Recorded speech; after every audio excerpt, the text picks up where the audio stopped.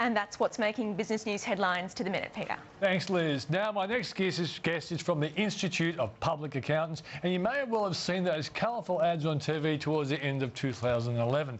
Well, this year the focus will be on the IPA's pre-budget submission. I've had a good look at it, and it includes some very interesting stuff, not the least of which is them asking for a better tax deal for small business and super members. Let's get more on that with Andrew Conway. He's the CEO of the Institute of Public Accountants. How are you, Andrew? Well, thanks, Peter, and you? Fantastic, mate. I've got to draw attention to the ad. It was really an outside-the-square type ad for accountants. What were you trying to achieve? Apart from the fact I remembered it. Yeah, well, that's how many ads do people remember? Yeah. What was the theme that you're trying to get across to the community? Well, look, it was one of those things. We had gone through a process of rebranding in mid last year, mid 2011, repositioning ourselves as the Institute of Public Accountants. Because you used to be the National Institute of Accountants, NIA, so one of the three bodies in Australia. Yeah. So we thought, how best can we try and break the mould? And when we accountants don't have the best brand when it comes to appeal in the marketplace. You're not colourful, creative character. That's right, and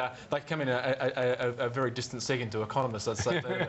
But no, so we thought, how do we get a good catchy ad out there which actually captures what we do, and we think we do well, and that is provide a partnership that goes well beyond the numbers and well beyond accounting, and that is assisting our members. So we looked at seeing an ad out there in the marketplace which actually provided a really different view, and that was there can be different ways of doing things that you've always done before, and in this case we believe we provide a good alternative to other bodies and a fresh approach, really, and that's providing that partnership. Do you have a close relationship with small businesses? We do. I mean, 2/3 of our members work in and with SMEs.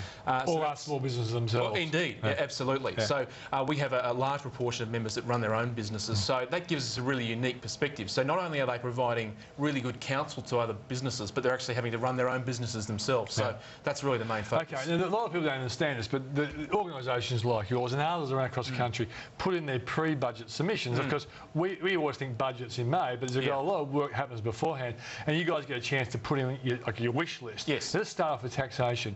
What is the Treasurer and the Tax Office getting wrong?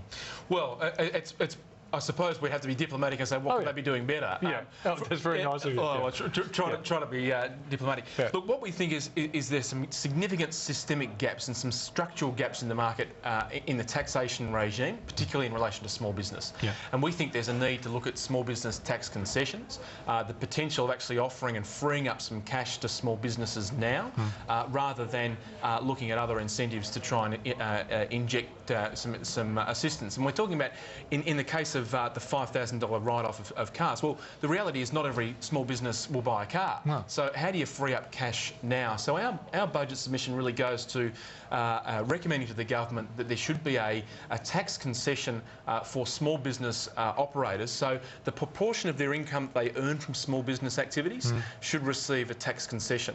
And that, so tax at a lower rate, effectively?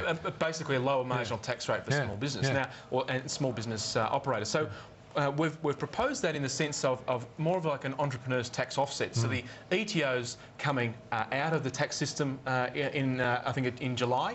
So we're saying let's use that mechanism to provide a tax concession to small business owners and operators now, and that will actually enable them to free up some cash immediately.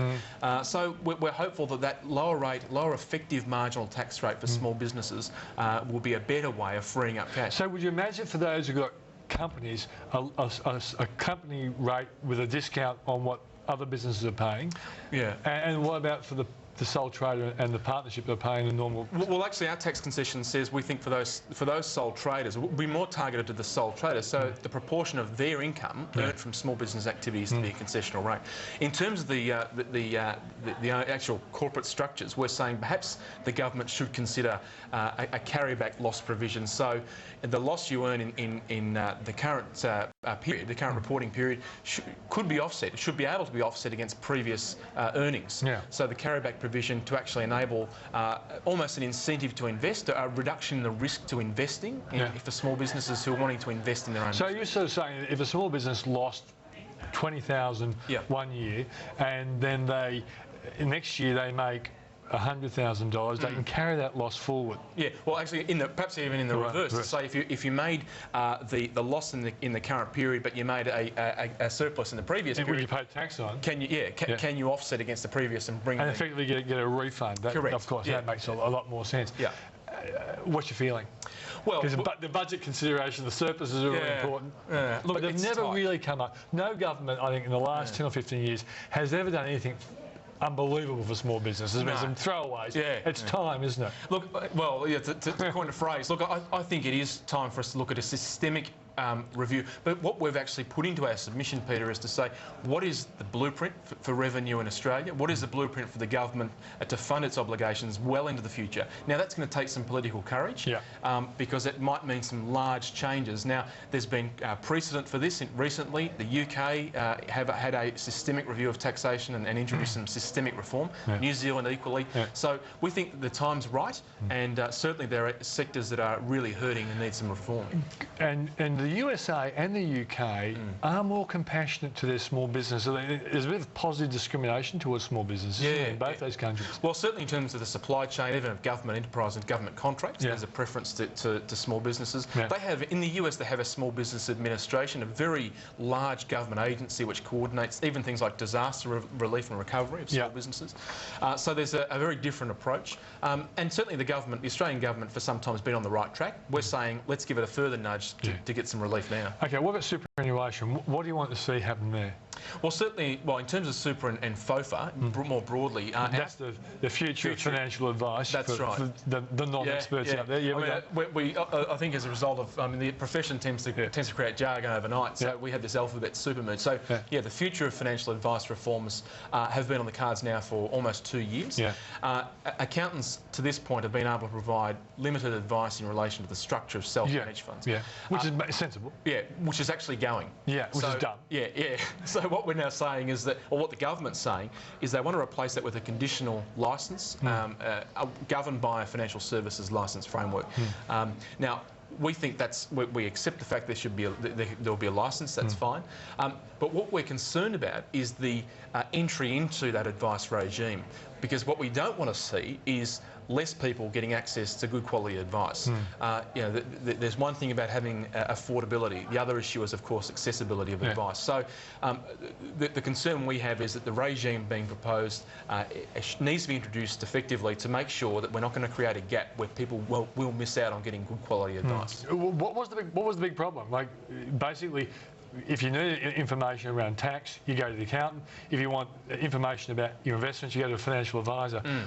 Were some accountants overstepping the mark and creating structures but also giving advice as well? Look, it wasn't a perfect regime, and I'm not going to sit here and say that there were not transgressions. There were, but our case was that they were in the very small minority of instances. So what we've been conscious of all along is to make sure that the regulatory fix here is not going to be an overkill. And so we're yet to see the final proposal in relation to the accountant's exemption. It's imminent, but we'll wait and see where it falls. But as I said, the main thing is getting consumers access to affordable and reliable advice, and hopefully the proposals don't lose a lot of that. And there's something about the demographic concerns in relation to superannuation. What do you mean by that? Well, certainly in terms of the way the funding of Australia's longer-term obligations, and it links back to the tax reform issue, in terms of the overall system review, do we have a macro perspective of where the government's going to fund its long-term needs? And that speaks to pensions, it speaks to every obligation it has to fund the economy and to fund the residents of Australia. So do we have the right mechanism in place to capture enough revenue to fund those long-term interests? And we're not seeing that picture emerge from a whole of government blueprint. And so we're saying, as part of the broader super issue, let's look at how the government's going to fund these issues longer term. Yeah, because if they don't make it clear, in the end there could be some slug on super just to cover up a mistake they never thought of. Correct. Andrew, thanks for joining us. Pleasure. OK, coming up, I brought in a couple of the expert guests to